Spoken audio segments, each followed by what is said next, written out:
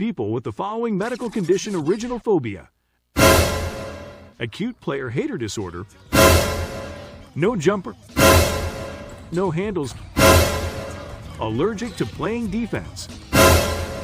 If you suffer from any of these conditions, contact your coaching staff. 3 minutes to go.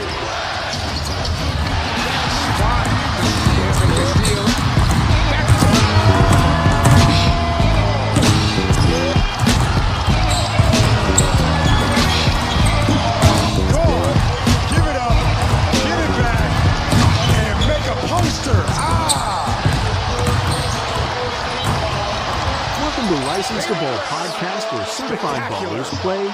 And now here's your host, Hip Hop.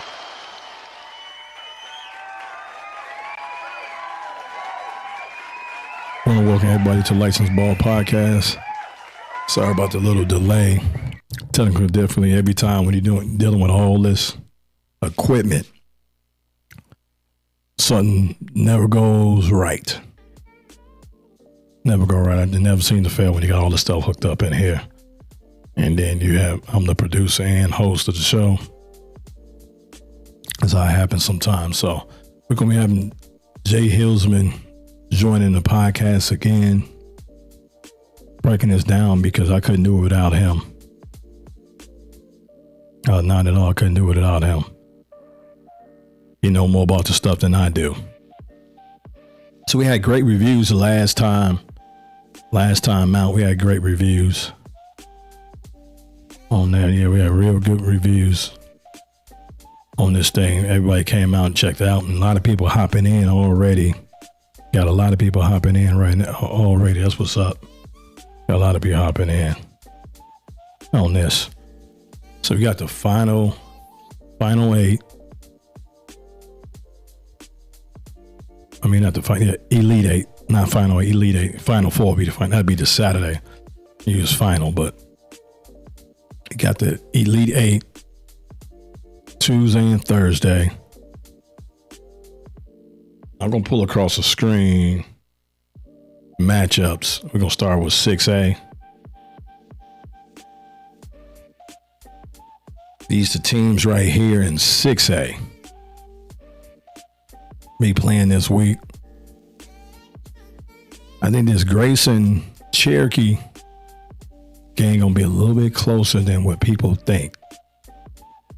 And then again, going to be a little bit closer than people think. Cherokee been around for a while with a good program, and then they played in championship against Willard since the last time when Willard won state. They played against them. Then there's Norcross, Wheeler. I think that's going to be a good one too. These games are real good right now. As we go along in classes, that's why I get lost. I'm not the master teacher like Jay Hillsman is. And people are not familiar, and you'll see when he get on the show. He know these teams, and he's so well versed with this stuff. On there. You got Walton and Pebblebrook, 2 versus 2. 2 versus 2 on that. That like a pick'em game, man. That's like a toss-up game right there. A toss-up. Between those two, really. I haven't seen Walton play all year long, but I know Walton is coached well, man. I got Bo Abney over there. They love strategizing and putting things together. So he's been making the state every year. On that. That's like a pick'em game, really. And I got an upsetter in this game right here. I can see Etowah beating Newton. I can see that. Big time. I can see that. Beating them. That's a 6A right there. 6A. So we just joined. Everybody just joining. Please retweet, repost. Let everybody know we live on here. Going on. Gonna break this Elite 8 down. We're gonna do that. We're gonna break the Elite 8 down on that. And we're gonna have 5A. We about to do 5A. Gonna pull up 5A next and work our way down off this. I'm gonna do that. I want to pull up that 5A.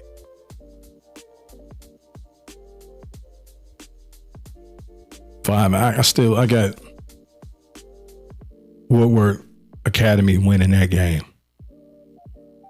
We're going more detail on this. I got them winning that one. Out of all these teams right here, let me just look down the list real quick. What team I'm not real familiar with, but intrigues me is that Habersham Central. They had 1 seed too. I'm really intrigued about them.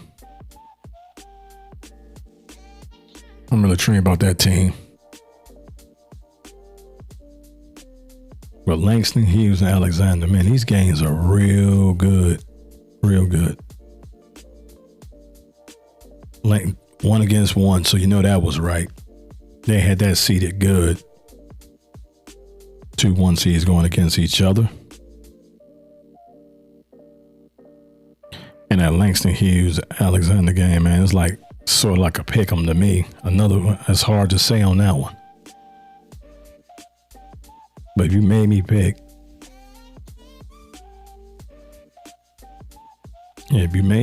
I would say Langston Hughes. That's what I would say. I have to say Langston Hughes on that. Had to do that, but then you got this Dutchtown, Lee County. I don't think this game gonna be close because I watch Dutchtown play, and man, Dutchtown playing real good right now.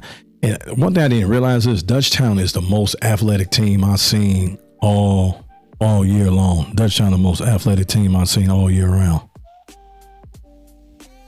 On that. They're one of the most athletic teams I've seen all year, and they look real good. And AJ Williams, he looked real good. I don't think this game gonna be close, and I think Habersham Central gonna beat Central Gwinnett. I really think they're gonna beat them on there. But what I'm gonna go ahead and do, we're gonna go ahead and start getting into the meat and potatoes on this. What I'm gonna do, I'm gonna go ahead and play the intro. Go ahead and play that intro, and then maybe bring myself back on the screen. Go on and play the intro. Introduce Jay Hillsman onto the show. We can go and play the intro music. Hey, I'm just here so I don't get fined. So y'all can sit here and ask me all the questions y'all want to. I'm going to answer with the same answer, so y'all can shoot if y'all please. I'm here so I won't get fined.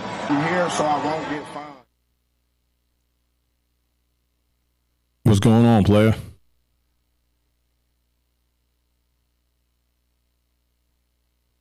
We good. I'm here. Okay. All right, cool.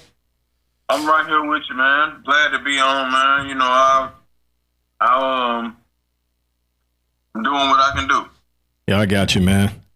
Yeah, it's scrambling from this weekend, putting this show together, man. Whoa. It's something. It's something. But guess what? We're going to do it better than the boys in Illinois. They're my boys, but. Oh, man, I'm so disgusted with that team, dude. Oh, I'm so disgusted with that team. What? Who? Kenwood? Oh, you talking about Kenwood? You said Illinois, so I jumped right to the university. Talking about Kenwood? Oh, well, yeah, no, they're not going to win it. Yeah, they discussed me this year. They want his head down now. I don't know if you heard. They want his head.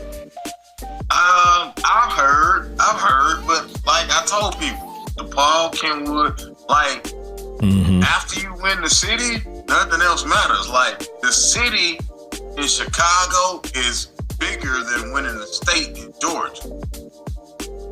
Yes, it is. Yes, it is. Yeah. Yes, it is. But I've been saying that for 5-6 years. People don't want to understand that. Like, Illinois as a state is not better than Georgia. Chicago as a city is better than Georgia as a state.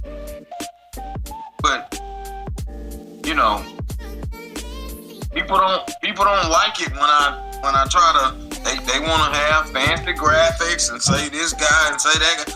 Oh, well, we can't play this game, Joe, because we come back at 9:00 at night. Hey, man, hoopers want to hoop, man. That's right. That's right.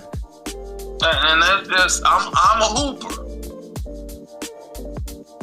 Yeah, I got you, man. Put my 50 shots up today.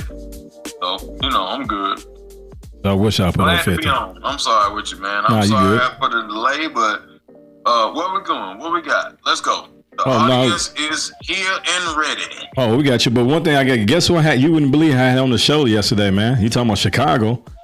I had Robert Smith Jr. Oh, that's dude. Hey, you know what? Just let me know when you need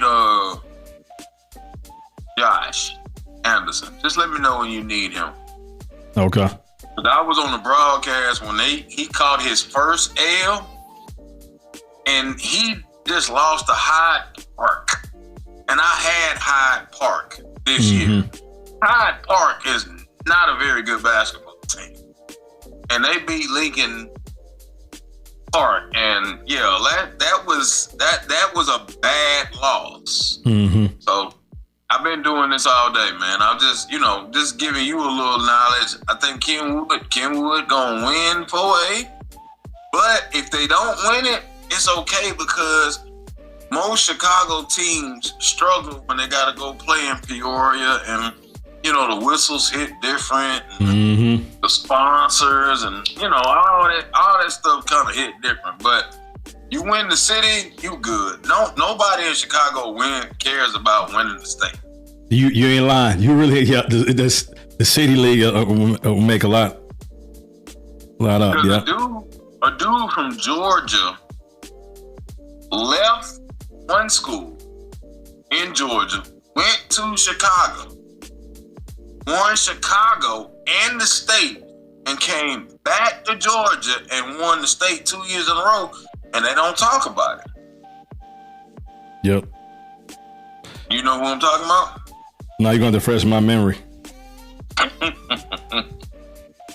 don't nobody talk about it. But that's what he did. He's the only person from Georgia that has won 3 straight championships at all of the higher classifications in the state he played in, Landers Nolly. Oh, okay. He's averaging 20 now. He's playing in Taiwan. He's in Taiwan. And, everybody ain't going to get to the NBA, but if you hoop, you're going to get paid. I got you on that. So what I'm going to do is I'm going to pull up 6A matchups. Okay. And you want us to give a little breakdown.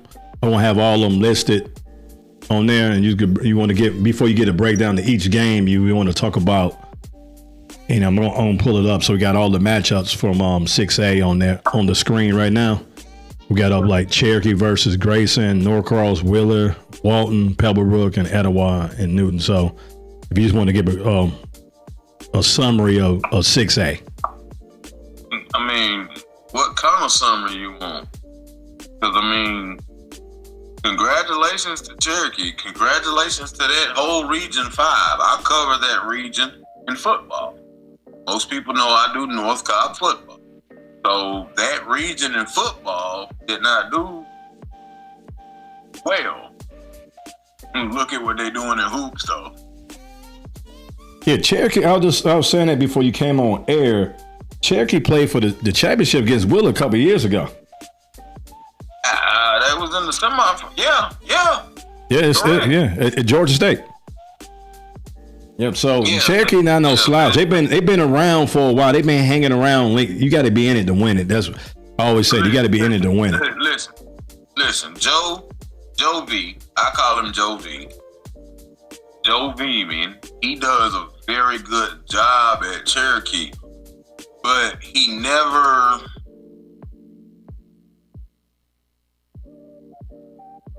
a graphics guy. Mm-hmm. And he know he got a tall task against Grayson. Mm-hmm. He know he ain't gonna win. Like, but is he gonna give Grayson everything he got? Absolutely. Oh yeah, most definitely. I think the game gonna be close though. I think I got Grayson winning the game, but it's gonna be closer than what people think. I think. What's close? They're gonna 10-15. What stop? About 10 to 15. I would say about 15. Okay, well, Grayson gonna beat them by 20 or 25. If it's 10 to 15, Grayson was being nice. Like, dude, Grayson wins the game. Grayson really don't need to show up. They could play their bench. Blaze could beat them by himself, and he a freshman. Like, we not gonna do that. We not gonna, like, there's the only way Cherokee wins the game is if Grayson just decides to shut down the program.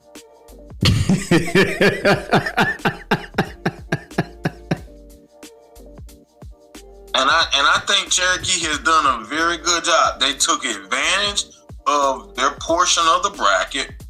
They made it to the Elite Eight. They've been consistent with losing a player that even if they had this player, they don't beat Grayson. So Cherokee had a very good season. They went Elite Eight. They're going to lose to Grayson. They have nothing to hold their heads about. I'm not going to bite my tongue. There's no way Cherokee beats Grayson. The only way Cherokee beats Grayson is if Grayson shuts down their program tomorrow. That's the only way. Like, Cherokee doesn't have what Grayson has. There's a reason why people don't watch the NBA anymore.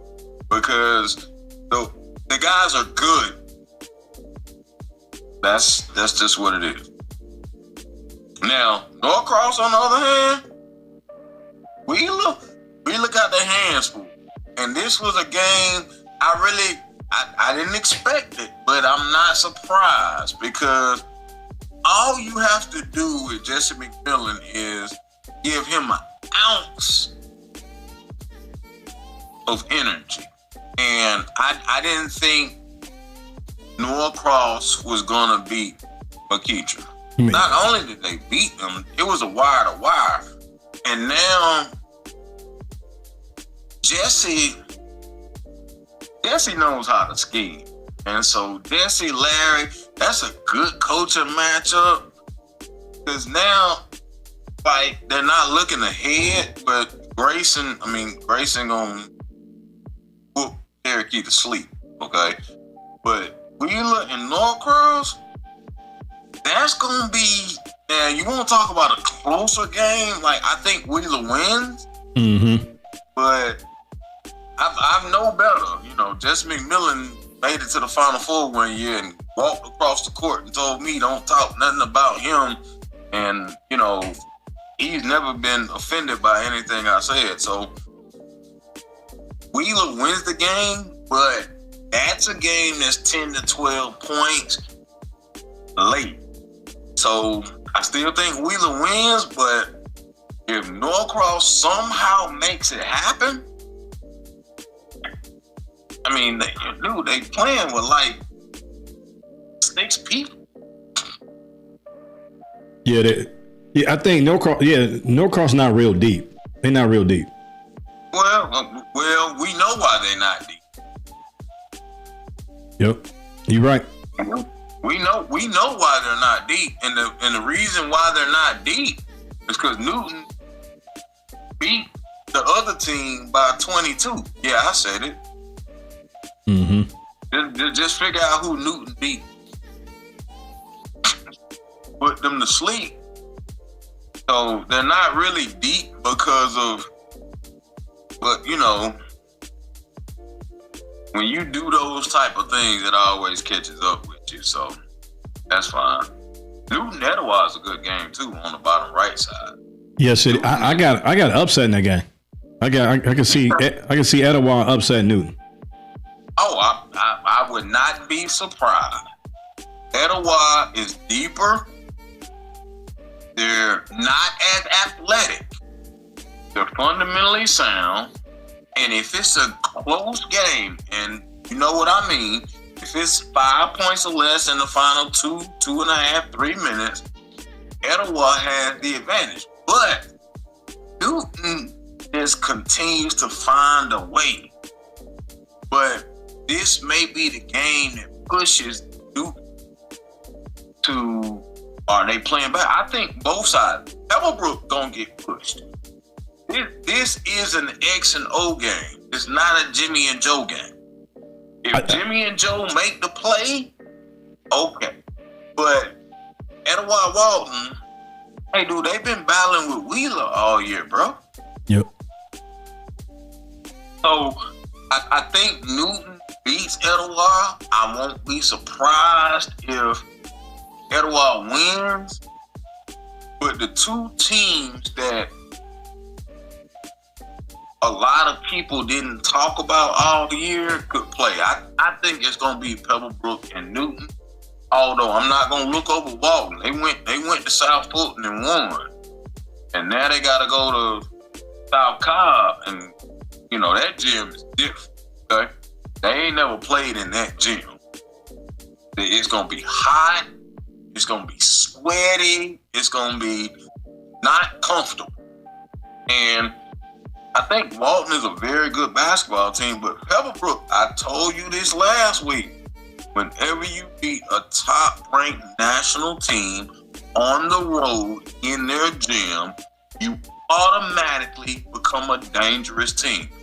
Walton has not seen what Pebblebrook has seen. Yeah, I agree. Although Pebblebrook, they hadn't seen the discipline of Walton. So the Jimmys and Joes, you know, a 6-0 run could decide that game. But I think Pebblebrook wins. Going down to the wire. I think Grayson wins. I think Wheeler wins. And I think we having a good time on Saturday. Oh, yes. Georgia State. Oh, yes. Oh, yeah. I think the closest game going to be the game you just got finished talking about, Pebblebrook, Walton. I think that game will go down to the last 30 seconds. I can see that game going to the last minute. Free throw shots and rebounding. And if it comes down to free throws, Walton gonna make their free throw. Yep. Pebblebrook better not foul, you know, because Pebblebrook can't shoot free throws like Walton. No, they can't. Pebblebrook has to understand they can't foul late in the clock. If they foul late in the clock, that's poor. Don't put Walton on the line because they gonna make their free throws. Pebblebrook, and they ain't gonna make their free throws. So, and then Walton is not gonna put Pebblebrook on the line. So that's one of those games where if Walton shoots 30 free throws and Pebblebrook shoots 9, like Walton is just not. They're disciplined. They're fundamental, and I'm not gonna be surprised if they win. And they have the ability to win. But I just think if it's close, Pebblebrook wins. If it's a blowout, Walton. But Walton got to get up like 20-3 or something like that. I think Walton has the ability to win the game, but Walton is not going to beat themselves. Pebblebrook can beat themselves and have beaten themselves. And they have beaten themselves this season, last season, season before. Pebblebrook knows how to beat themselves. Walton is not gonna beat themselves. So, you know, Pebblebrook has to be savvy and advantageous, and you know, you start racking up fouls. I mean, Walton is not gonna miss foul shots. They're shooting 72% almost from the free throw line this year as a team. I had them to pick them, but you convinced me that the schedule that Pebblebrook has played, the people they have played, they'll weigh them down. Walton ain't seen what Pebblebrook done seen. That's right. And Walton there's just some certain schools they're not gonna schedule like Pebblebrook. Everybody looking up, oh, Pebblebrook in the Elite 8. Man, you seen their schedule? Put their schedule up against Peachtree Ridge schedule. Put their schedule up against North Oconee schedule. And Pebblebrook gonna schedule. Peachtree Ridge ain't gonna schedule. You know, you listen, you get 15, 16, 17 wins. I look at the losses. Who did you lose to? Who did you play? Who did your team get tested by? Walton has not been tested outside of Wheeler in their region, but they had to play Wheeler. Pebblebrook has played a much difficult schedule, and they beat a top 10 team nationally on the road. I'm going to keep saying that because that's the only team that in the country this year has beaten a top 10 team in their house. That's the only team that has done that. That is a dangerous team, bro. Yep. And now you get them at home. Walton has no idea how hot it's going to be.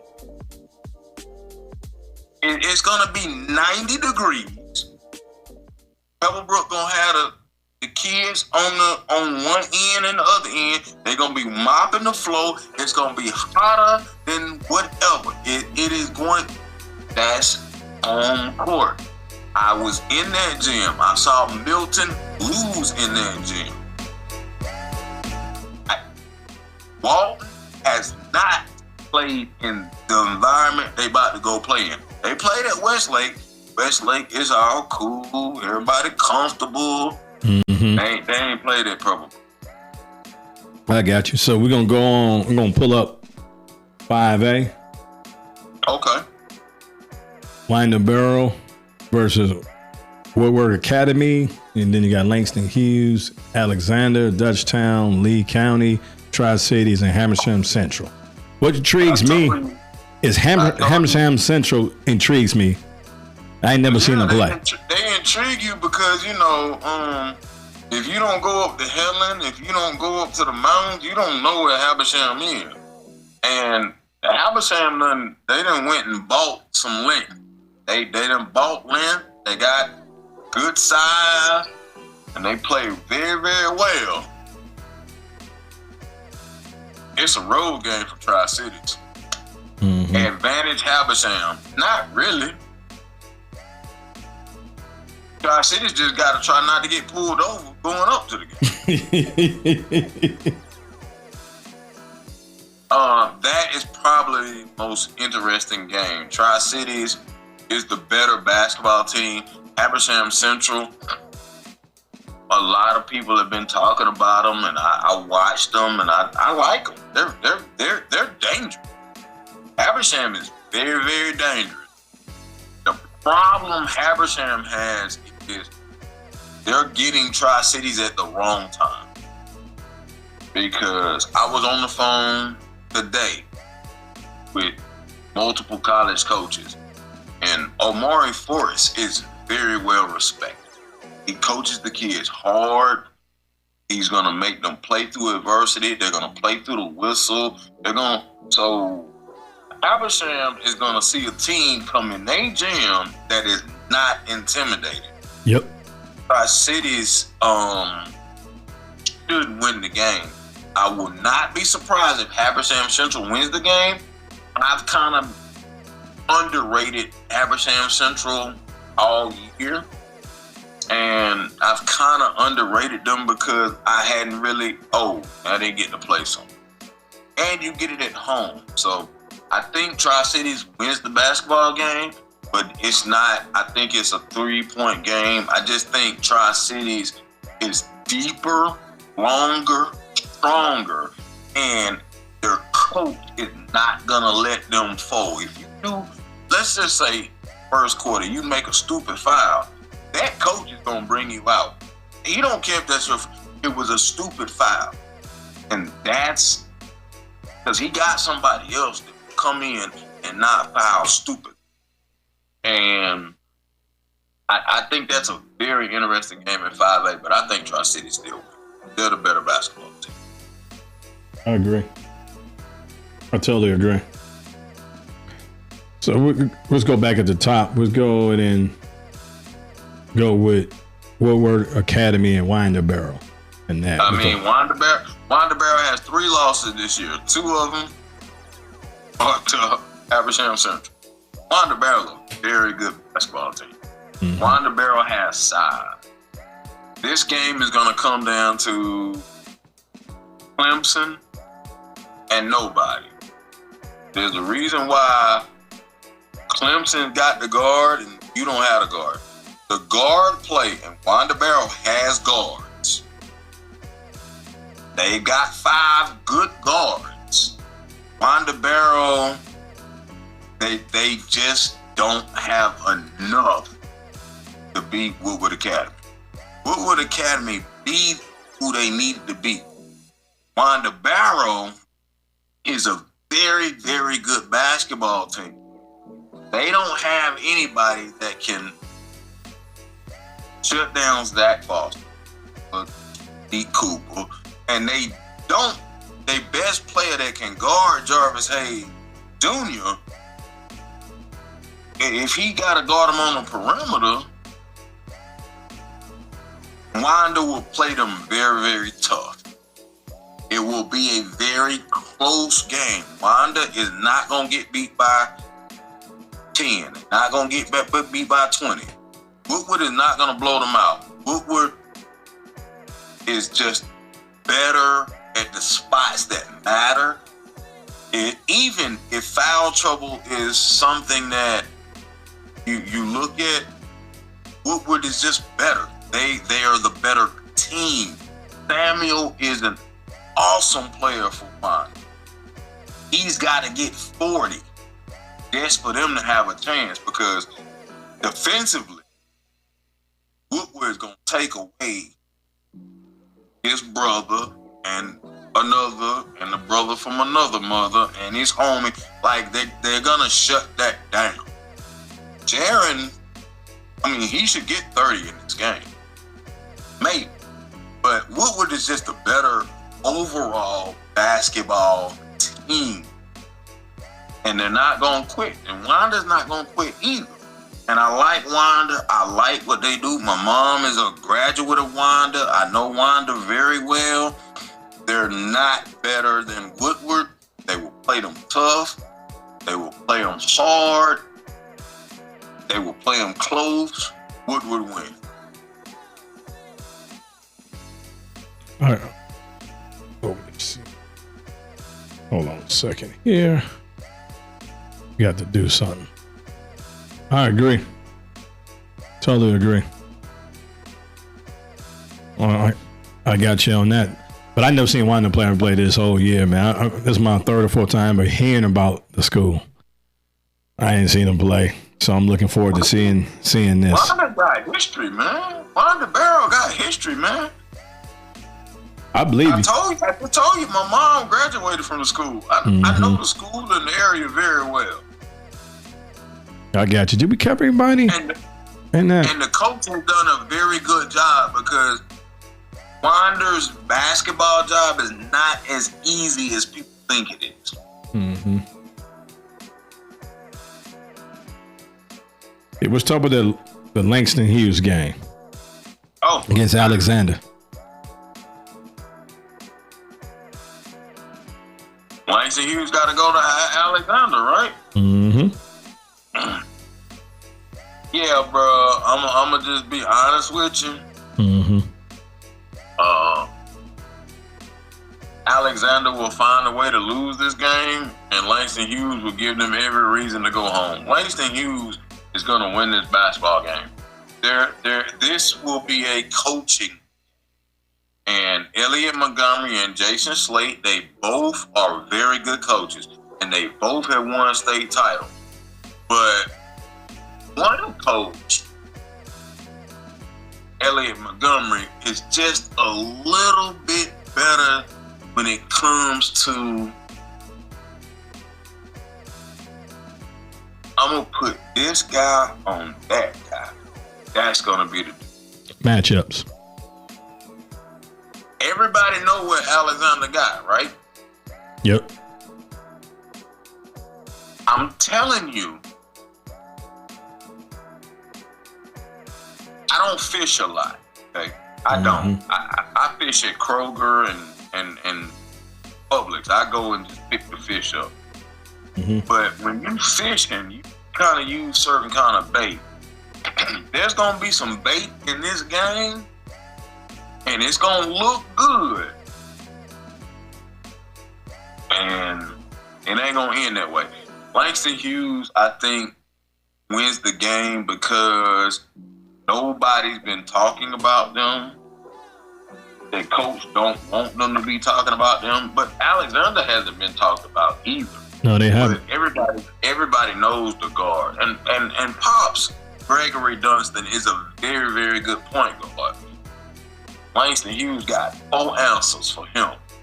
So Alexander, his teammates, they better be able to step up. And they got guys that can step up. Ethan Miller can shoot the basketball. Ethan Miller will defend anybody. Ethan Miller just doesn't get the opportunity to do that. He's being typecast as a system player. Ethan Miller knows how to shoot the basketball off the dribble, off the catch, off the pin down. Alexander does not use him that way. Langston Hughes already knows. Ethan's not going to get loose against Langston Hughes. Trust me. Langston Hughes wins the game. Gotcha. Tell me what you think about this. I think Dutchtown is the most athletic team out of all these teams. Long and Lincoln playing against Lee. Athletic team. Yeah, athletic. They didn't top. They starting 5 look super athletic to me. I think Tri-Cities is still more athletic overall. But I see where you're coming from. But Dutchtown is very, very good, and they got to go down to Lee, and that's not easy. Yep. But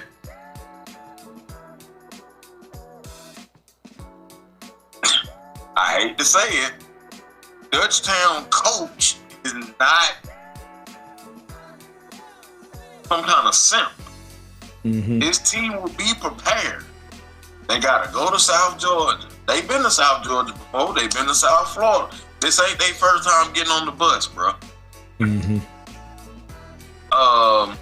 Lee County, this is going to be a tight tussle too, but Dutchtown is going to win. Dutchtown is the better basketball team. Dutchtown is deeper than Lee County, and this ball game is going to come down to whoever wins the 50-50 balls in the fourth quarter. The guy that dives on the floor, the guy that saves the ball, passes it, and you get an easy layup and get a 2, that's what's going to win this game. Lee County is no slouch, and Kerwin does an absolutely good job. He came to Atlanta twice, so I respect him. And me and my staff, we went down there when he went and had his event that had multiple teams from Florida that I saw. So Lee County is not a slouch. Dutchtown is a different animal. And Lee County is going to throw a lot of stuff at Dutchtown. And Dutchtown, this game, whoever gets the 51st wins. And I just think Dutchtown is just built a little bit more stronger.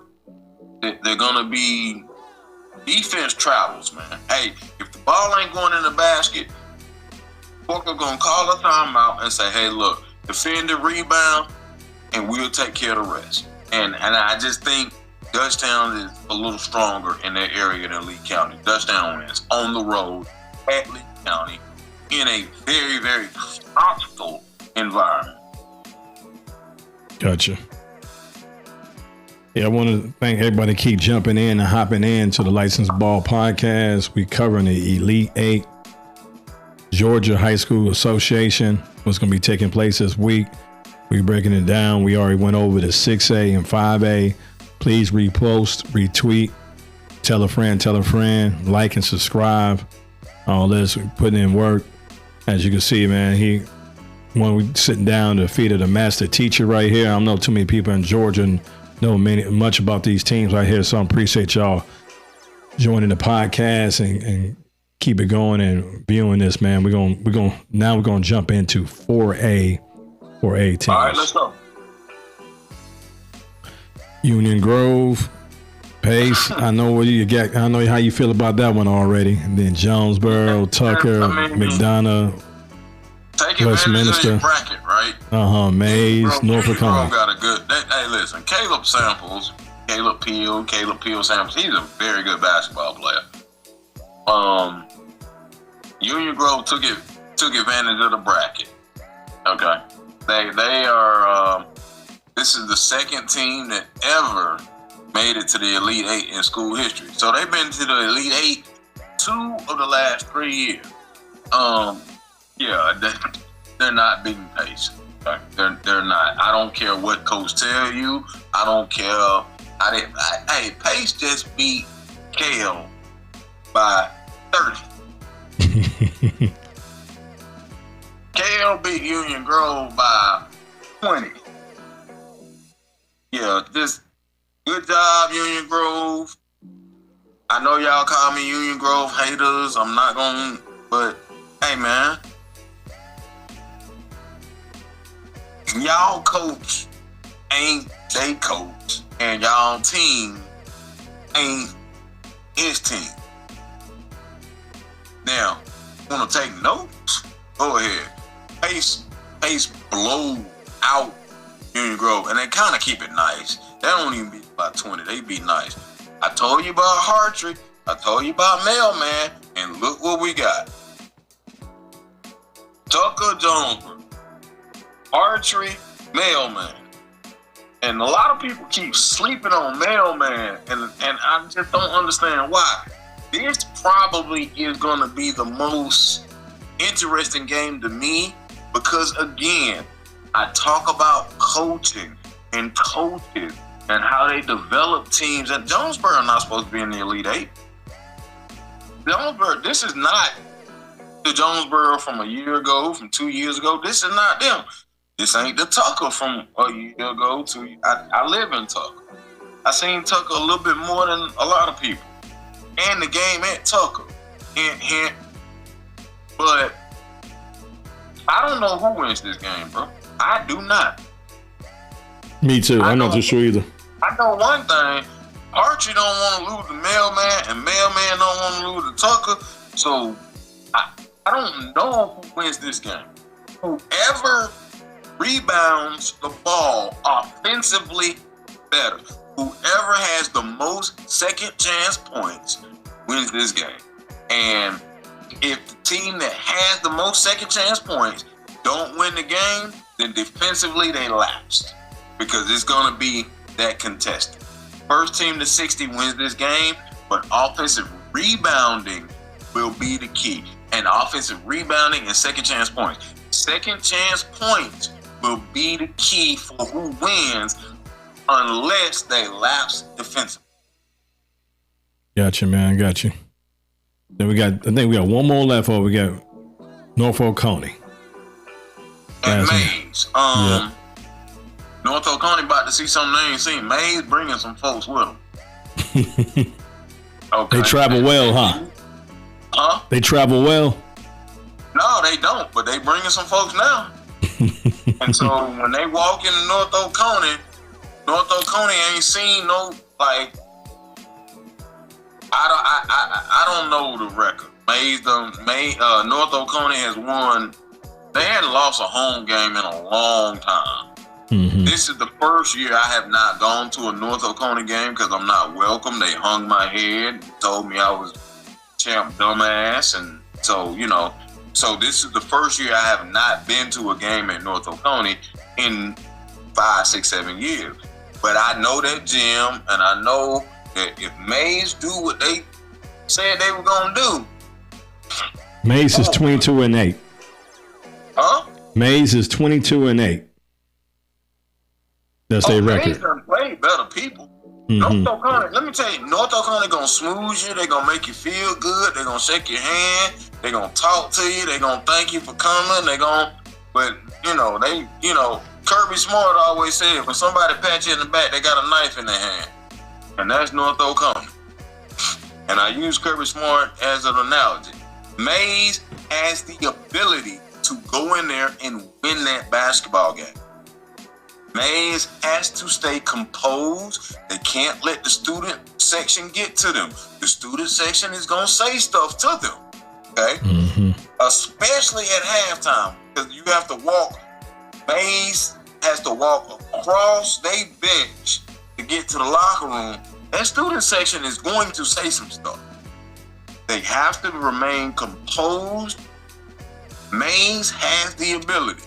Justin Wise, this is his game, because DJ Cox can guard you, bro. DJ Cox don't have to score 20. He can lock you up. He's going to play on top of the screen.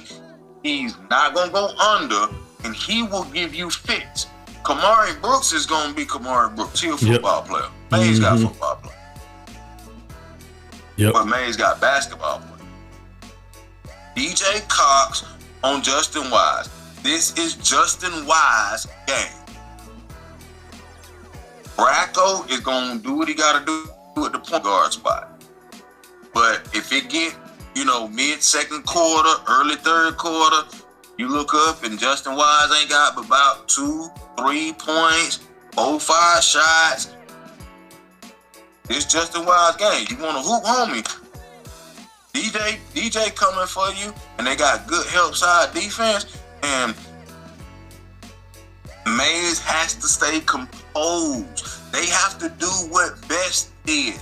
They have to do what Kip did. They have to do what Padilla did. They got to go to uncomfortable environments, keep their composure, and win the basketball game. I don't know if Mays is going to be able to do that, because North Oconee is different. It's different, man. It's different. I think North Oconee wins the game because I don't think the Mays kids are ready for treatment they're going to get. North Oconee wins. They're going to get in their head, you're telling me, huh?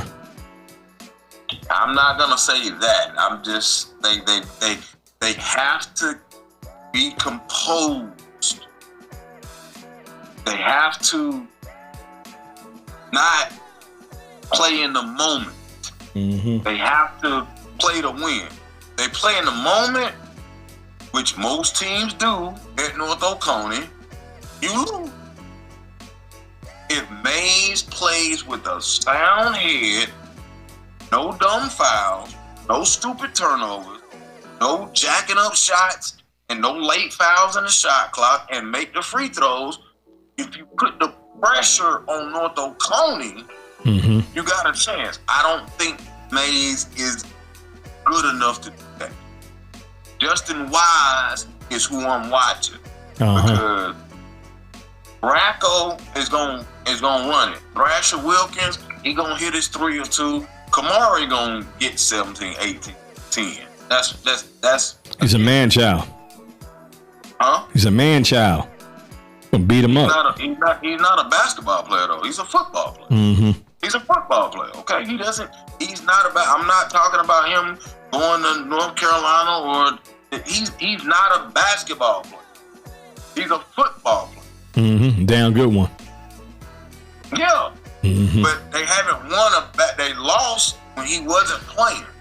Kamari Brooks is an outstanding young man, but he gonna get his. Mays' composure is gonna be the key, because North Oconee is gonna call them stuff that's gonna upset them. I'm telling you. I got you. I've been Read between the lines. I already know what you're talking about.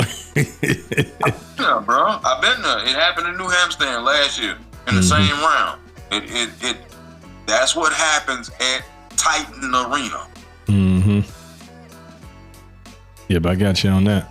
I was going to pull up 3A. Oh wait, we missed Westminster and McDonough. Yeah, I sure did. Westminster beat McDonough last year at McDonough. McDonough has played very poorly and got to the Elite Eight. Now they got to go. McDonough look good. Westminster is going to beat McDonough. That is a dangerous basketball team. I have underrated them. I have looked over them, but when you watch the film, they do the stuff that, as improved as McDonough is, McDonough on the road, they're not ready for that. McDonough still can win the basketball game, but I think Westminster, they got too many actions that you have to guard, and over the course of 32 minutes, those actions are going to be the difference. Gotcha. They run too much stuff. I got you on that. That's what's up. Let me pull up this 3A.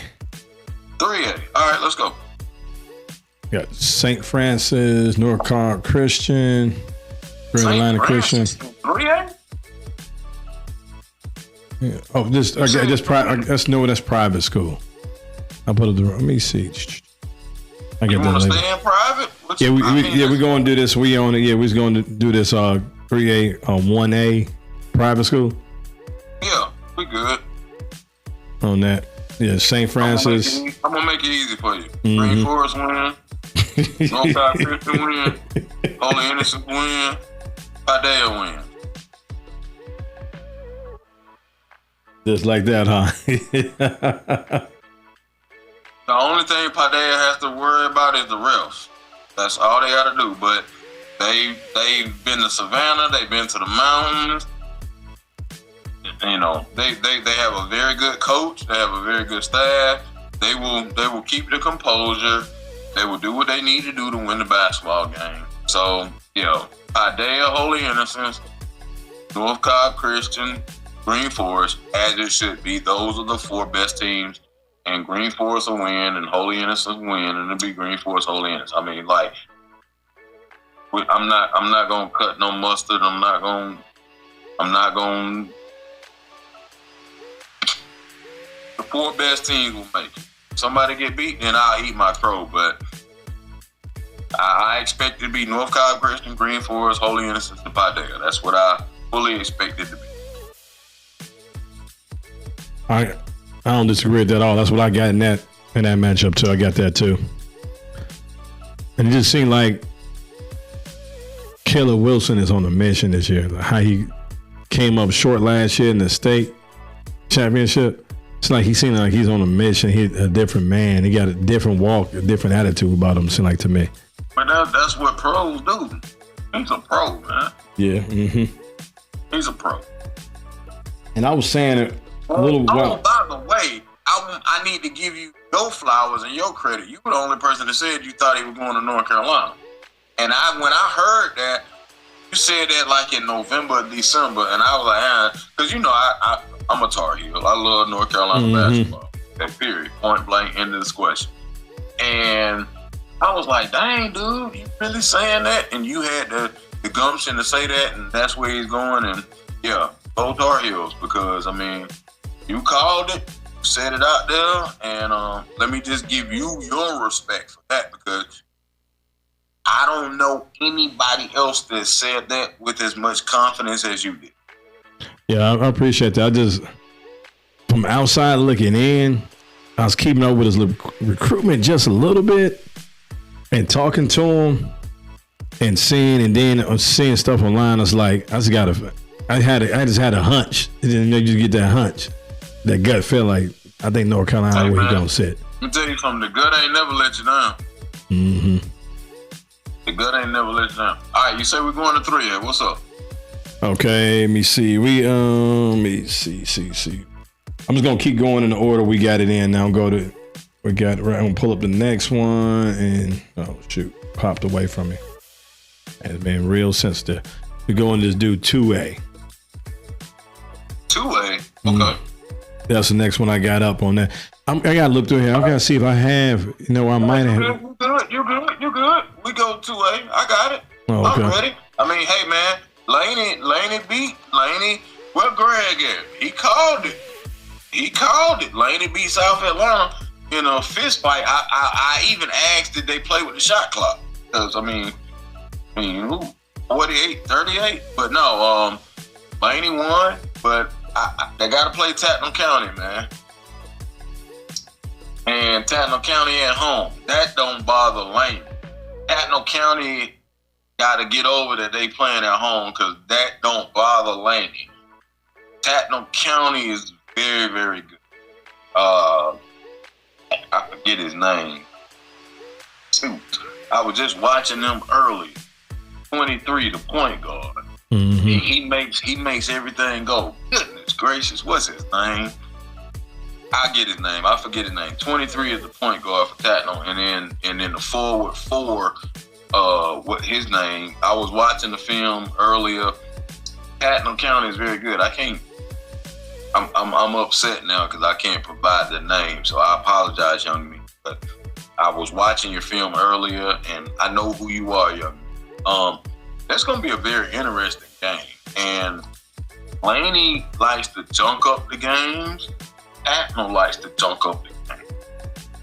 And Tatnall won by 2 points, 43-41. And we playing with a shot clock because they jumped up the game. So this Laney and Tatnall is going to be ugly game. It's not going to be pretty, okay? It's not going to be pretty. Nobody from Atlanta is going to be there. No media is going to be there. It's going to be an ugly game. Tatnall County, I'm not going against Laney, but it's just something about Tatnall County when I watch. If 23, man, why can't I get his name? He really played well in that game. He won the game. He engineered the offense very well. I charted him. He only had 2 turnovers. He only shot the ball 7 or 8 times. He was 5 or 7, 6 or 8. He only missed 2 shots. Tatnall is very good. Now, where they're going to get in trouble is defensively, because Laney is going to give them the most defensive pressure in your face. Handing ball. They're going to give them a lot more of that than they've seen.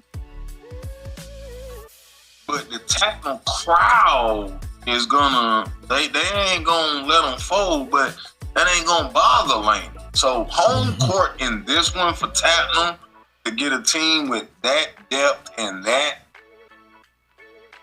history, this is not going to bother them. DeJuan Williams, number 4. And 23, Justin McMillan. McMillan is gonna engineer the Tatnall offense. He knows how to score, he knows how to pass, he knows how to defend, and he knows how to just play a savvy game. He's the linchpin. Laney might try to shake him. I don't think he's gonna get shook like that. Laney's got to make the free throws. Tatnall is gonna slow. It's gonna be a junkie. The game gonna be played in the 40s with a shot clock. Woo. Nobody could, because they don't. That's gonna be ugly. Neither team is able to score. They don't have shooters. Tatnall has a shooter. And this might be the game where he's unleashed. He comes Nathan Hauser. But he comes off the bench. But he's a catch and shoot.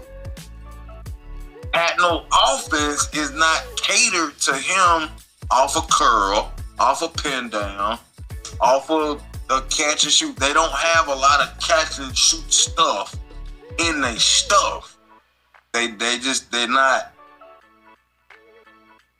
they played like your granddaddy's high school basketball. But Hauser, Throwback. if he comes off the bench and hits 2 or 3 threes, Tatnall, man, like they got to use that guy. But you're asking a team like Tatnall to do something they haven't done all year. They don't run a lot of actions off the ball. They don't run a lot of curls. They don't put their best people in situations to score. But their point guard, McMillan, is a natural ball player. So him and the Hauser kid, you know, all they need is 2 or 3 buckets to go their way. Laney don't matter though. I mean, Laney gonna foul you. They gonna bust you in the mouth. You better make your free throw. I don't know who wins it. I really don't. I think Laney wins it, but I really think that if Tatnall uses what they have to their advantage, they should win the game. So a pick'em game, basically. If you was betting, it'd be a pick'em game. Yeah. If I was betting it, yes, it would be a pick. Absolutely. Okay. It would be a 1.5 point spread. I got you on that. Oh, so you let's talk about you. You saying Kemp, Atlanta intrigues you? What intrigues you about Kemp? It's better than I gave him credit for, bro. That is a program that I have to acknowledge the development. I have to acknowledge the growth. I've seen them in person previous 2 years. I didn't see them in person this year. But they just, I love development. I love talking about coaches that get kids in the gym and develop them, show it in game in November and December, not in July and, you know, you got 20-2 fall league records. I don't care about that. Kip is much better than I have given them credit for, and I missed the boat on Kip. They went into Morgan County, and I knew they had a chance because the last time I saw Kip, they walked into Morgan County and they lost. And Kip, they was not okay with that loss. And they felt like if we ever walk back in here again, we're gonna get them. And they got them. And Kip, they play very, very good team basketball. Defensively, the way they run a little ice sometimes, and then they come back and they'll go 55, and then they just play back. But they never do anything that makes them press. They don't force the action, but they don't beat themselves with over-aggression. Now, they might, you know, go for a ball or steal here and there. They might get a dumb foul here and there, but they play very good team defense. They spread the floor very well offensively. I didn't chart this, but I don't think they missed but 2 or 3 shots in the restricted area. Or Joe, the restricted area is not in high school. It's basketball. Yep. The restricted area, you know what it is. Mm-hmm. So that don't matter in high school. Yes, it does. They probably shot 70-80% in the restricted. I know teams that shot 50% in the restricted area. If they'd have shot 60% in the restricted area, they would have been in the second round. So you got to know as a basketball guy what the restricted area is. Just because it's not a rule in high school, that don't mean you teach it. We're here to elevate the game. We're here to put them in situations to advance and develop. Kip has done a very good job of that. I missed the boat on them. So I'm very impressed with what they're doing. They will go to Union County. They will win. Kip is the better basketball team. I missed the boat totally on Kip.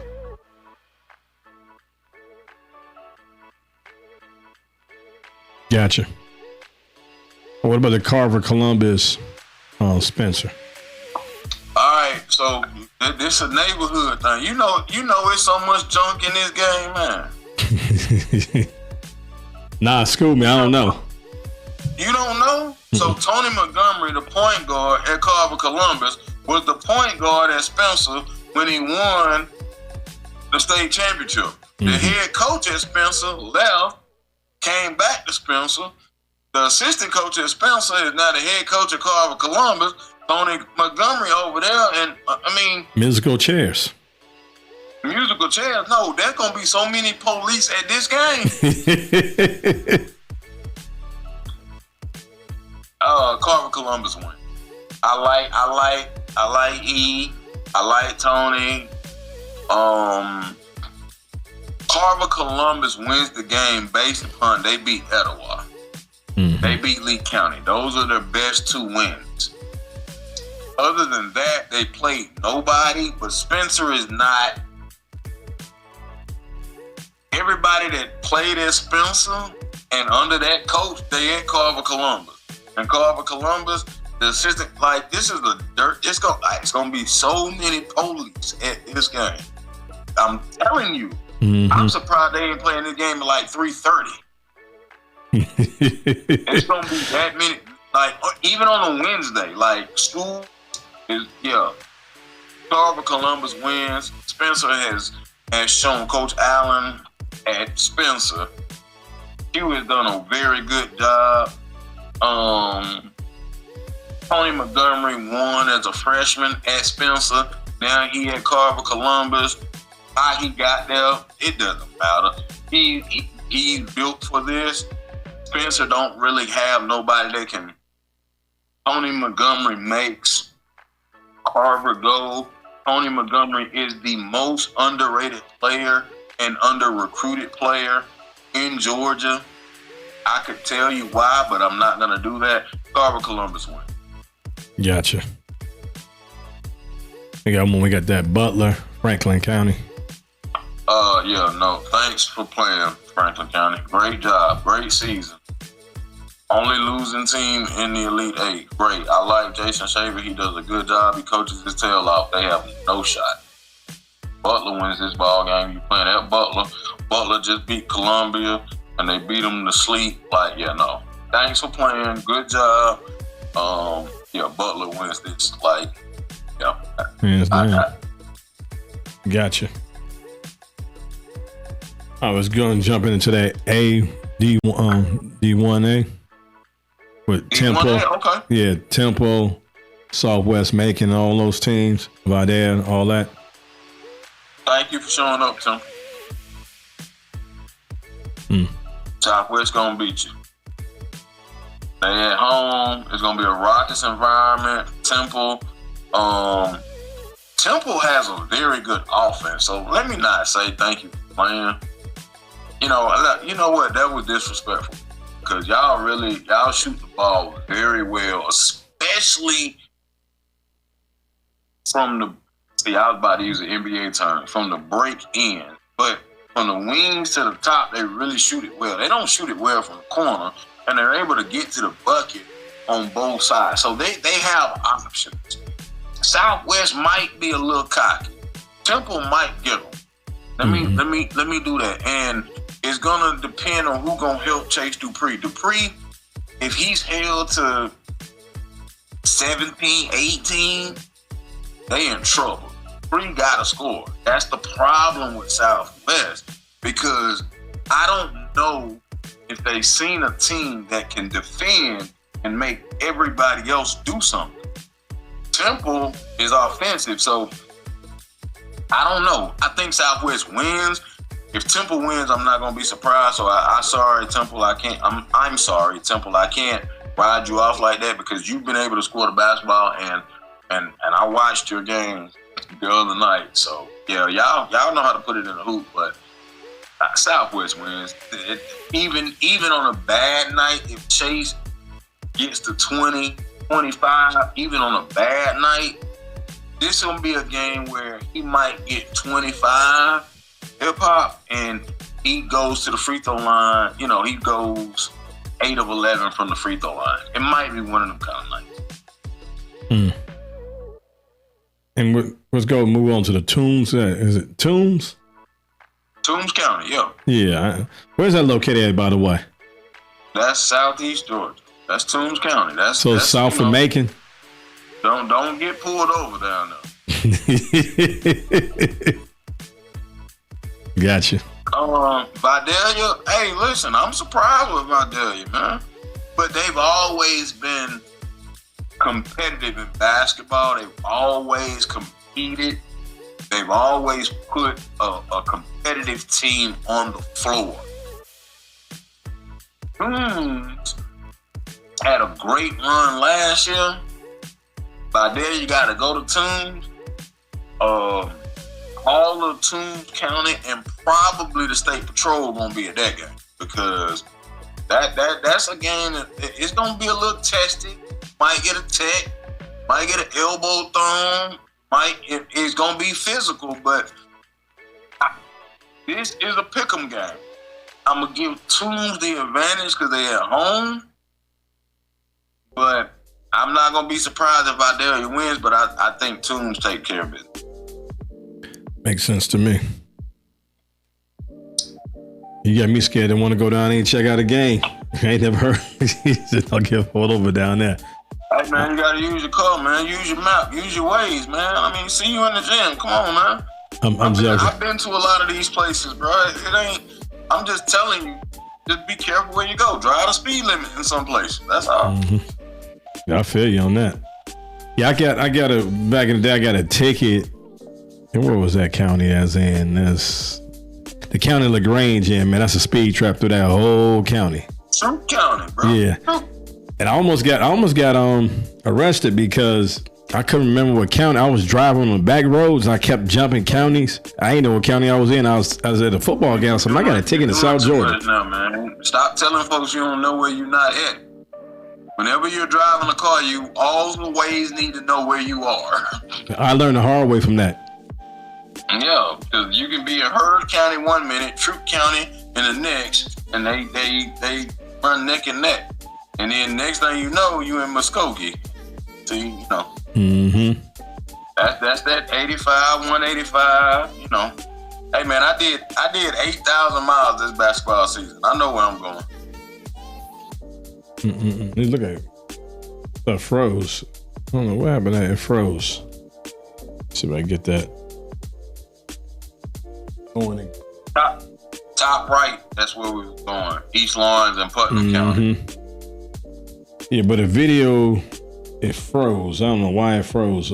When the feeds froze. Yeah, bring it back again. Everything freezing now. Transparency is good. What you say now? I said transparency is good, but sometimes, I mean, I can't see it, so.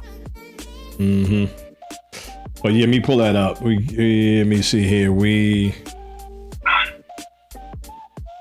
Y'all know what's going on with it. It's freezing up.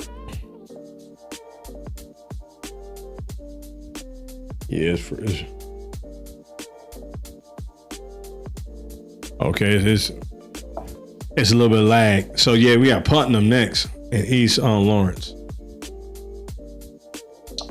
How does Putnam County defend Rashawn Washington? That's all you need to know. East Lawrence is probably having their best year. Washington is a very, very good ball player. Putnam County, they really learned from the butt kicking they took to Green Forest because that's the best team they played this year. Putnam County ain't. I mean, their schedule is very, very, very, very, very weak. They didn't play anybody. Played Green Forest though. Got dogs by 2025. Putnam is good. Sean Washington is good. I don't like this game because it's a game where if Putnam's got a 6-8 point lead, middle of the third quarter, and it feels like the momentum is going that way, this is the game where Washington will get out of character and kind of. I think Putnam wins. I think they're the better basketball team, despite not having the better basketball player. Normally in high school basketball, if you got the better player, you're gonna win. Yeah, East Lawrence has the better player. Putnam has the better team. And getting their head chopped off by Green Forest kind of taught them some things, I think Putnam County wins the game.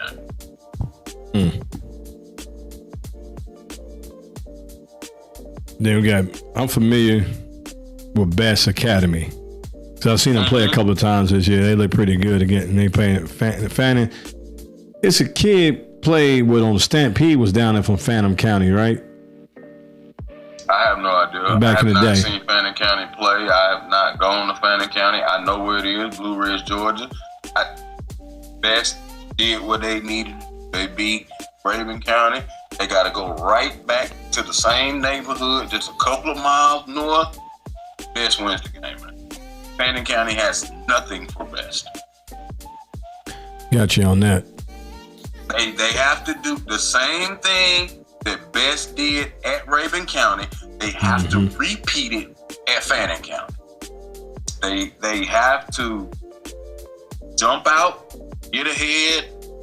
I can't tell you a player for Fannin County. I cannot. I can't even tell you the last 1,000-point score that came out of Fannin County. I know where the school is. Yeah. I know where the radio station is. I know where the tourist spot is.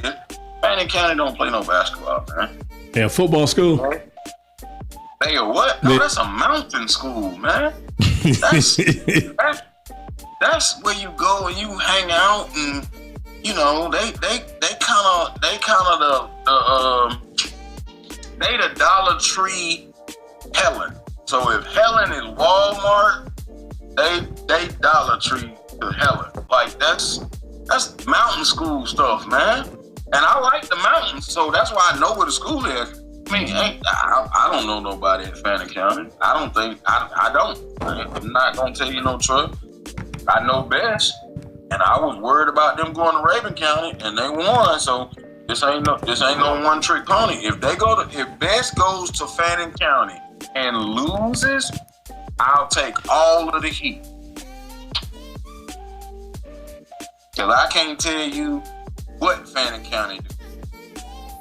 Because I'm not, man, come on, man. They 7 miles from Tennessee if you go northwest, and they 4 miles from North Carolina. Like they don't play no basketball up there. They just have a team. I feel you on that, man. Yeah, I never knew where that's at, but I didn't know it was in. I thought it was for some reason I thought it was south. And we gonna move on to Class A D. That's Georgia. That's the mountain. That's Blue Ridge, Georgia. All right, okay. We're gonna move to Class A D, D2. I got the first one up at Warner County and Hawkinsville. They athletic, man. Hawkinsville, man, they athletic. They are, man. They are dangerous, man. And Warren County is just as dangerous. This is a pickle, and I think Hawkins County wins. But man, Hawkins County, yeah, they fly to the ball. Everybody plays. I think I charted them. Hold on. They play 9 guys, but they subbed every 90 seconds. So they're gonna play hard. Hawkinsville tough, man. Hawkinsville win that game, and it's at home. Warren County ain't no slouch now. But I don't think Hawkinsville is gonna take too kindly to Warren County, because Warren County gonna bring that crew down. They gonna come in there. So it's gonna be, home side, visitor side. Stay on your side.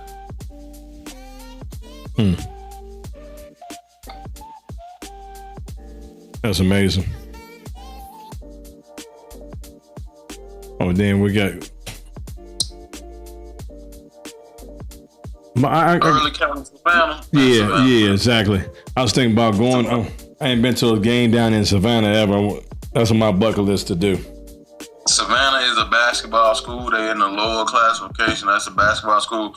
Early County gonna tussle with them. Early County gonna get out like 12-5 and then be hype and all this, and then Savannah gonna come back walking that. Yeah, Savannah wins.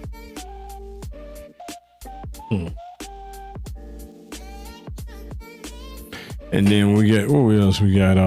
Mitchell County and McIntosh. McIntosh County Academy. I've seen them play. I know this team very, very well.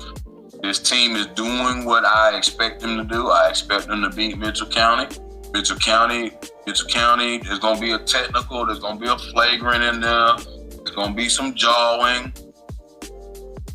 McIntosh County has to understand, if you're on their team, protect your guy. You know who I'm talking about. Protect him, and you win the game. McIntosh County wins. That's what's up. Then we got one right here. You got Bryan County and Greenon County. I told you about Greene County, man. People don't want to believe good things happening out there at the lake. Greene County is they have taken advantage of the bracket, and they've used the bracket to their. Bryan County ain't got a chance, bro. They won by one over Mike Sign Carrollton. Greene County wins. Greene County McIntosh in the semifinals. That's going to be a very good game. Latavius Burke is a very, very good basketball player. I really think people need to start looking at him. Presbyterian, East Tennessee State, North Florida, Edward Waters, Clark, Atlanta. Need to start looking at this young man. He's a basketball player, and he is doing the thing. He's embraced the culture. He's embraced the system. He has been the leader, and their coach knows what he's doing. Greene County is a very, very, very good basketball team. They're well disciplined. They're fundamentally sound. They're not deep, but they are a reflection of their head coach. Greene County wins. Greene County McIntosh Academy is going to be very good. Greene County should beat Bryan County. If they don't, then I'll address the coach later and I'll tell him he shot his wad too soon. But Greene County is doing what they have been expected to do.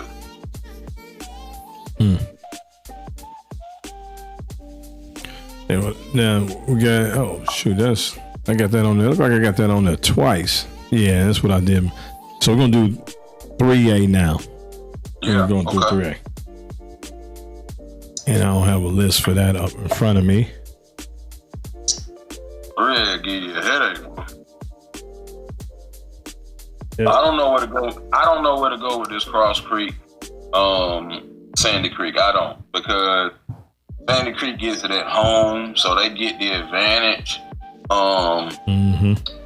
I think Cross Creek, they travel pretty good, so that they're not bothered by this. But if Sandy Creek would have had to go to Augusta, I don't know. This is a state championship game rematch. Sandy Creek does not have the interior that Cross Creek has. The interior will be the difference. Can Cross Creek have a 3-to-1 assist to turnover ratio? Can they feed the post? Can they draw the double team? And can they hit shots out of the double team?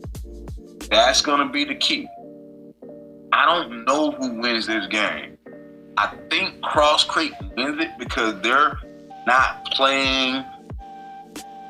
They've been on the bus. They done drove the bus multiple times.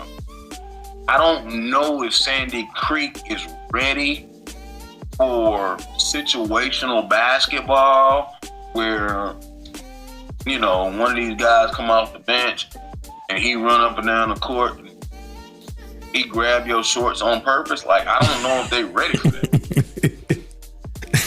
What you mean by that? I mean, I'm just saying, Cross Creek, Lawrence Kelly knows how to win basketball games. He's not intimidated. Nickerson is at home. He's comfortable. I like Nickerson. I just know I'd rather go with Cross Creek and be wrong than go with Sandy Creek and be right. Cross Creek just knows how to win basketball games. and their coach, Lawrence Kelly, is vastly underrated because he keeps to himself. He just developed talent. He plays. He got his offense, got his defense, but he always keeps something in the wallet. And then he got to play across Sandy Creek, and then he got to go there. He gonna be like, yeah, they at home, they comfy. Here we come. I just think Cross Creek wins the game. I think it's gonna be a very, very tough game. Whoever makes the most free throws wins that game. I feel you on that. And notice I said whoever makes the most. I didn't say who shoots the most. I said who makes the most. Mm-hmm. Because Sandy Creek gonna shoot more. Tell you that now. Yep. So what you got in this Windsor Forest game? Oh, Lord, man. Let me tell you something, man. Bakari Bryant has done an absolutely outstanding job at Dougherty. Aaron has done an absolutely outstanding job at Windsor Forest. I have not talked about them enough. But Bakari know how to take his team to Savannah. This is for those of you who don't know, Dougherty is Albany, Windsor Forest is Savannah. They tried to build an interstate, they wouldn't let them do it. They know each other very, very well. This is a pick'em game. I think Dougherty has enough to win. I don't think they're gonna win. I think Windsor Forest is gonna win the game. I think Bakari is gonna throw everything at him. Bakari, his baseline out of bounds stuff is awesome. I think Windsor Forest is not being talked about enough. I think they slip out of there, man. But I hate to go against Bakari, but Aaron does a really good job, man. And I think Windsor Forest wins the game.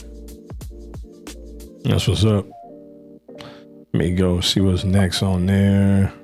You got Baldwin. Right. You got Baldwin and Cedar Grove. Hey, man. Hey, man. Where they playing the game at? Cedar Grove. They don't matter. Baldwin done been on the bus, man. Baldwin done played in bigger teams. Listen, Coach Camden Terry is doing an absolutely wonderful job at Cedar Grove. In his third year, he's doing an absolutely wonderful job. People laughed at him when he got beat by Grayson. People laughed at him when he got beat by Wheeler. Who else in Georgia has beat him? I don't know for 10. So that schedule helping them out.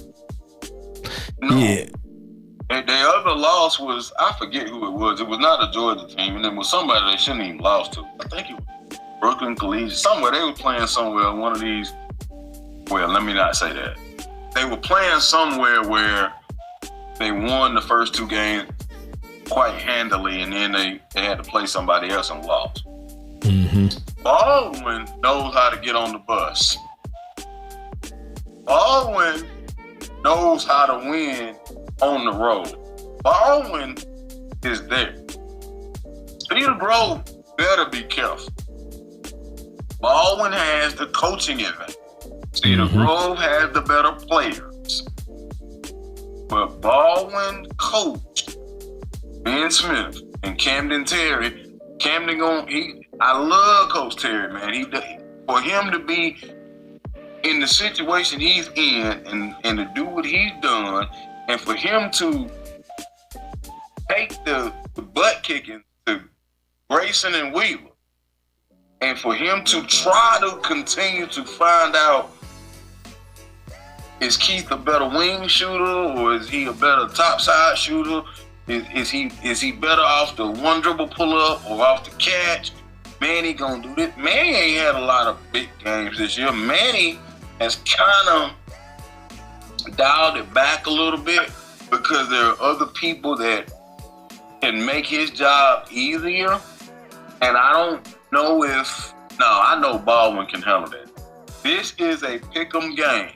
I don't care if they were playing at Cedar Grove, at Baldwin, if they were playing in Macon, if they were playing in Knoxville, I don't care.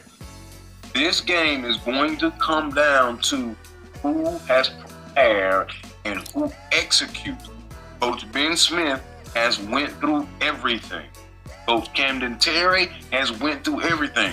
This is going to be a game where players are going to have to trust the coaching, the atmosphere at Cedar Grove, smaller gym, so it's going to look packed. That ain't going to bother Baldwin. It might be more people at Baldwin in the gym than people from Cedar Grove. I'm just. Yeah, I can see that. I can see that. Yeah, I can see them having I can see them doing that. Most definitely. On that. I still think Cedar Grove is the better basketball team. I really do.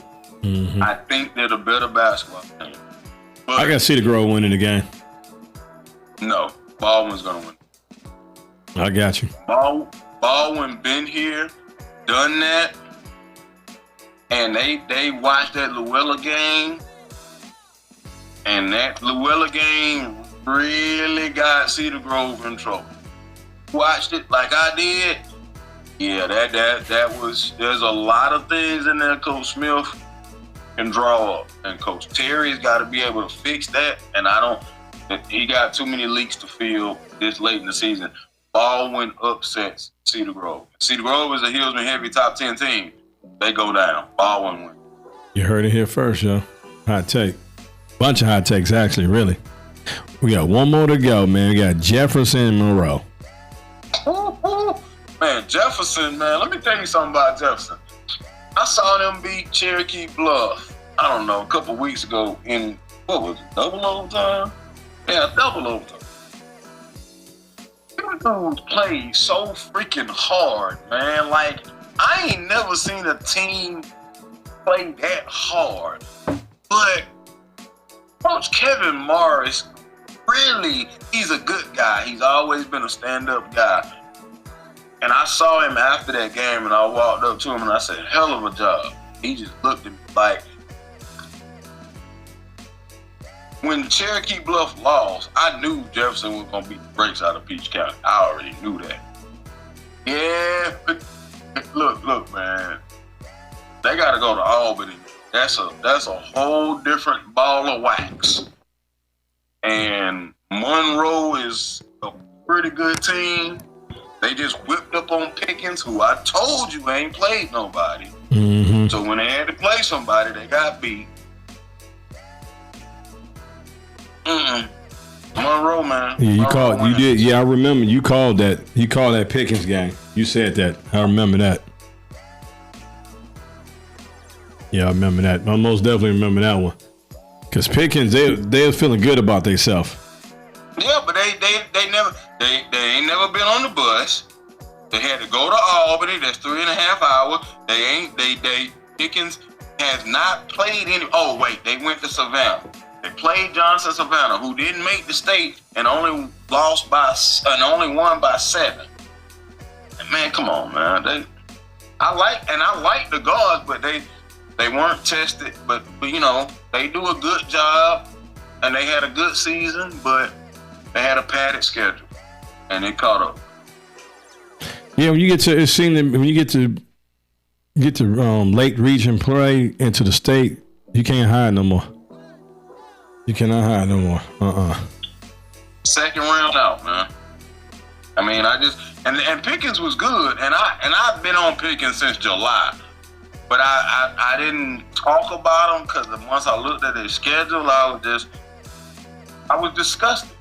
They went to Savannah. They played in Johnson Savannah, who went 7-15, played them to their toughest game at 7 points. I'm like, you know what? Pickens ain't that good. And I went and watched the film, and I'm like, yeah. So they had to go to Albany. They had to go to Monroe. They had to play them. They had to play in an environment on the road, which they had not played in all season. Came back with a L. I mean, that's just what it is.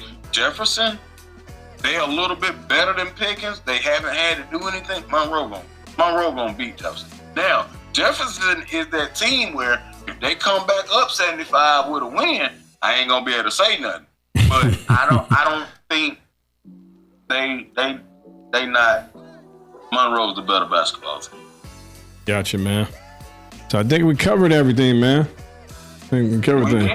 did in less than 2 hours. Yeah, we covered everything, man.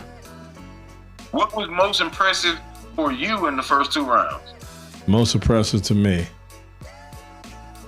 The team that stood out to me, I like, is Dutchtown. I mean, Dutchtown playing so much better from the beginning of the season. I saw them. They go in the right direction. That's the one thing really stood out to me. And then A.J. Williams in that game. That's one of the things really, I want to say, stuck out to me with all the stuff, all the games I watch. I watch I was switching back and forth a lot of games, so it was like an overload when I was watching that. But yeah, if I got to say any team is Dutchtown. And then I was concerned about Tri-Cities. And then they Really? yeah, but now for a while it was, but they playing good the right time.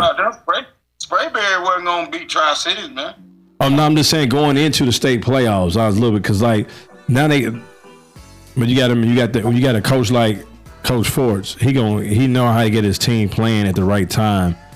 That's what he does. Mm-hmm. He got his head chopped off in November.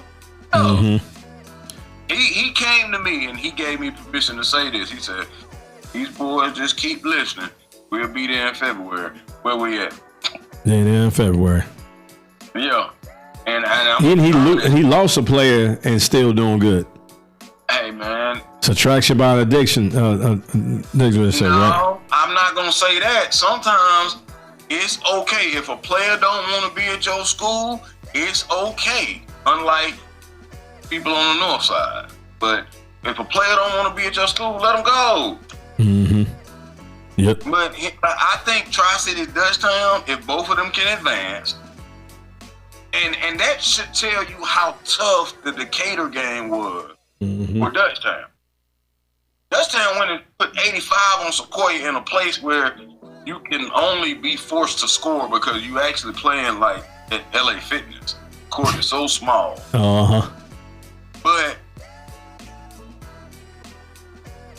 him and Rory Welsh in that first round, dude, they were tick for tat.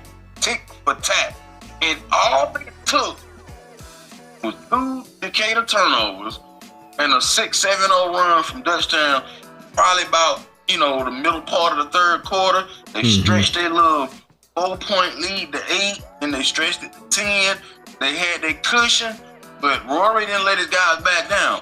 The Decatur game was a harder game for Dutchtown than the Sequoia game because Sequoia actually played the Dutchtown strength. I don't know what happens in a Dutchtown Tri-Cities on a neutral floor. I don't. But they both have been battle tested. I know they both have recently, as of today, I'll give you breaking news, both of them have been invited to out-of-state events as of today. So that's how good they've been playing. And Woodward, that's my team. Jarvis Hayes Jr. That's my team too. That's one of my favorite teams too. Drop that in the bucket, man. And then it come from 14 down, and it was Milton. And I like Coach Whiteheart. Me and Whiteheart have a love-hate relationship. But I've always told Whiteheart he don't play enough games on the road in uncomfortable environments. And, they thought the Riverwood win was really good. And I was like, nah, you got to go to Woodward. But they got to go by the airport. So Woodward found a way to win. They won it at home. I think Milton did a really good job, but I don't think that region was what they put it out to be. Second-year loss. Lanier beat Milton in the region tournament. Gainesville got absolutely destroyed. I was surprised about that. And Milton lost. So that whole region did not survive the second round, but they told me that region was so good. That region wasn't good. That region was Milton and Gainesville, and neither one of them got by the second round. So I never really bought into that. Sometimes you gotta, a lot of people talk to you with rose-colored glasses on. Gainesville is the biggest disappointment in 5A. That's what I will say. That was the biggest disappointment. Yeah, I expect them to go a lot farther than they did. You expecting them what? I was expecting them to go. I ain't expect them to lose like so soon like that. I didn't expect them to lose in the first round and then to get beat by 21 at home. It was a 6-point game with 4 minutes to go in the third quarter. Uh-huh. And they got beat by 21. That was the most disappointing team. Who's your most surprising team? Most surprising team. Man, let me think for a second.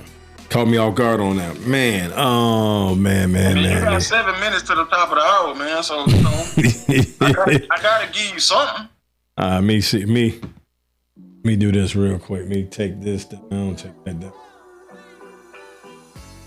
I'm gonna look at the teams, these matchups, and I'll tell you right now because they will still be playing.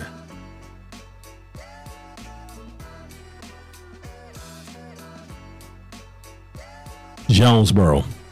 That's it, Jonesboro. Really? Yes. I ain't think that's that good. I was sleeping on them. I was sleeping on Jonesboro. Man, know what he doing, man. They're not, like I said earlier, they're not who they were. But Bellman is a better coach. When they were, he didn't get the credit. Now, you know, yeah, that was a good one. I didn't think he was gonna say that. That was pretty interesting. Yeah, and they right down the street from me too. If I known they ain't playing like that, I would have stopped by. Don't go now though. No, I'm joking. Yeah, because they ain't too far from me. On that, man. Union Grove is my most surprising. Union Grove. Union Grove. I mean, I don't think.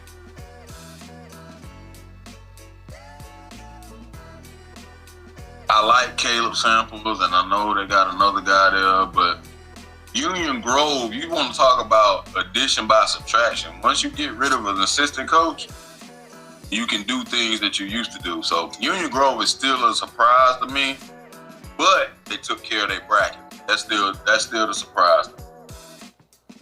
Yeah, I got you on that, man.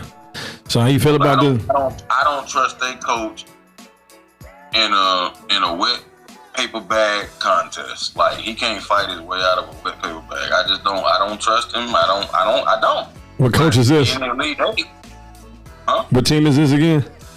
Union Grove. Union Grove. Okay, I want to make sure he's on the right, on the same page as you. Yeah, they have no business in the Elite Eight, but they took care of their bracket. They had a favorable bracket. They took care of it. That's my surprise. I got text messages. You hating on Union Grove? No, I told y'all I don't believe in the coach, and I just don't think he. But I had to remember that one of the problems was not there anymore. So, I think people get confused between hate and the truth. Or how you see things. They're two different things. Hate means you got no love. To me, hate means you got no love for what you're talking about. I don't hate anybody. Exactly. I dislike a lot of things that people do. And I dislike when you put yourself out there when you know you're not that good. And I dislike when you take opportunity from young men that are very good just because you can't play for me, you can't play for them. Now that's gonna rattle me. I'm just gonna, I like teams that post when they win and when they lose. I don't like teams that post game day we win, game day they get beat. We don't hear nothing from them. I don't like those type teams. I noticed that online. When I look up for scores, when I can't find scores on certain teams, they lost. I don't even be looking for the scores. I can just, hey, what was the score? And I don't get a text message back. I don't get a response. I don't like that because you're not going to win the state. So you put out that it's game day, and then when you win, when it's game day, and then there's nothing. Like, no. If you're going to play, you win or you lose.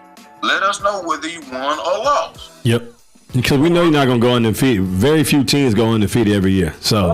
Or just, they always say, well, it's just high school kids, Joel. It's just, okay, well, guess what? They got to accept winning. They got to accept losing. Yep. They got to learn how to win. They got to learn how to lose. Like, I got a question for you. They keep score, don't they? Right? Boy, if it was up to a lot of people, they wouldn't keep score. So if they keeping score, you can't say they high school kids. You can't say that. They keeping. It's a reason why they keep score. But dude, no, it's not, because you got to remember, people have ulterior motives. Mm-hmm. They just want to say they went to state. They want to be in state. Well, guess what? Once you get to state, you got one or two options. Win or go home. Mm-hmm. That's your option, right? Yep. And if you win, you're going to let everybody know. If you got to go home, nah, we lost. Well, I mean, you know, I respect, there are some schools that win or lose, they post a score. Win or lose, and they have done it for years. Win or lose. Because that makes you, and it helps you in practice. It helps you be more accountable. Everybody likes social media. Everybody, but guess what? If the coach is posting when y'all lose, if you don't like losing, guess what you gonna do about it? You gonna make sure you post some good stuff. There you go. Word.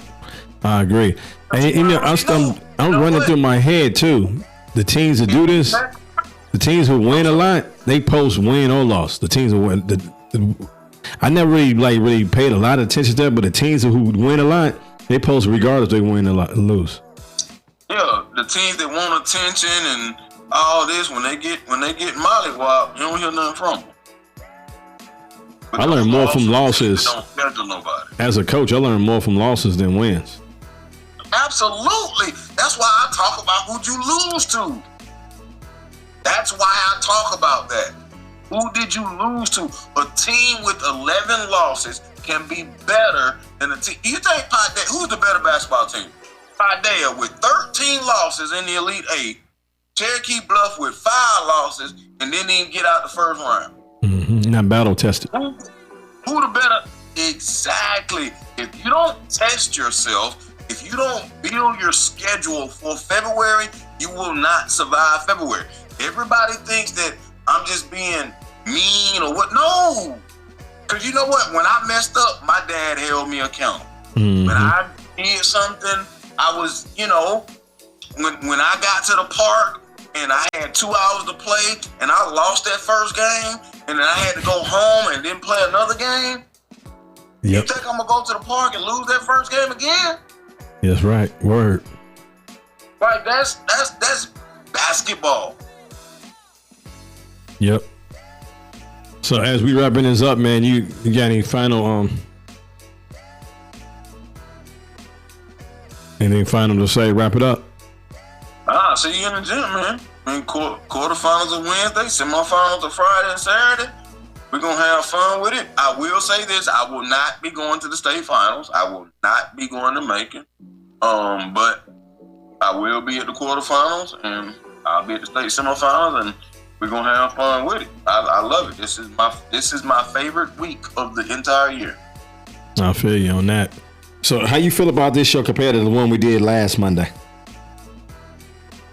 What do you mean? How do I feel about it? Like, what you think between the two? What you think the difference between the two? I mean, we talking about winners. I got you. I mean, you do a good job, man. I'm glad that you have me on. I like basketball. I like to talk basketball. I talk to college coaches. I talk to high school coaches. I'm not a. I mean, you know, I done lost some games. I done won some games. But when it's on the line, I don't care how fancy your graphics are. You know, I this time of year, I like talking to a coach that lost. Because the coaches that win, they gonna be locked in. But guys that lost, they gonna be like, man, we had this, we had that, okay, Joe, we tried to do this, we tried to do that, and then you talk to the guys that win, you know, they still focused. They still mindset wise. So I think this show has helped people see a little bit more of my directness. And I love everybody. I do. Hey man, good job, good season. Built on what you did. I'm with you. Yeah. But you know, you gotta take the W's, you gotta take the L's. I don't disagree with that, man. I appreciate you, brother, man. So I guess, yeah, so I guess next time we be doing it, we'll be talking about the championship because the Final Four be on Saturday. Yep. So, yeah, we can talk about the championships. I'm game for it because I'm not going to Macon. I am not going to Macon. So that's one gym I will not be in. Last time I was in that gym, Jaylen Brown had to make those free throw shots to win the ship. I was sitting on the court then, but yeah, no, I'm not going to Macon. I will not attend the state finals for the 4th consecutive year. I'm not welcome at the state finals, so I'm not going. Yeah, you gotta get Cal Sandy to put a word in for you. That might change. You get him to put a word in for you.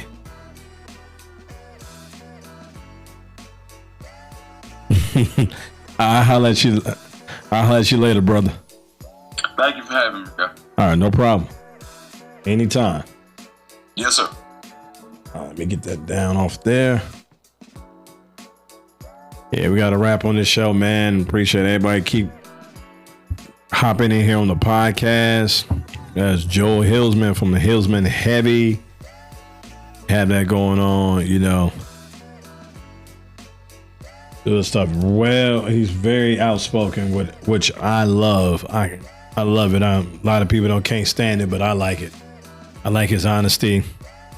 This is saying I was told a long time ago. I learned. I'd rather be. Oh man, I'm getting sleepy. I'd rather be hated for what I am than loved for what I'm not. That's what I was gonna say. And so he's consistent. And you got to respect it. You might not like his opinion, but you got to respect it, man. He knows his basketball, dude. He knows his basketball. It's like we got always going in numerical order, and I missed 3A. I didn't put 3A in the program, or somehow I missed it. I guess I didn't download it when I was doing the graphics, and he didn't miss a beat. When I pull up the wrong one, we was going out of order and he didn't miss a beat. I don't know if he picked up on that. A lot of games he called right. Gainesville, everybody got that one wrong in the first round. And he kind of didn't believe, like you said, I think we talked off air because we do so much stuff, man. So Milton, he didn't believe in Milton going deep in the playoffs. I thought Milton would at least made it to this round. I thought they was going to make the final 8 lose, but they didn't. And he called Pickens County. I seen that. I watch how Pickens County play. Like, there's a real good team. But somebody put pressure on them, be physical with them. I just don't see it coming, man. But, you know, that's why they play the game. That's why we got the podcast to talk about this stuff. We're going to be on next Monday as well. So everybody who's tuning in, we'll be back at 7 o'clock next Monday talking about this Elite 8 and his Final 4 and championships. Get that going on. Look forward to it. It's going to be some good basketball, good games going on this week. We'll be chopping in and doing that.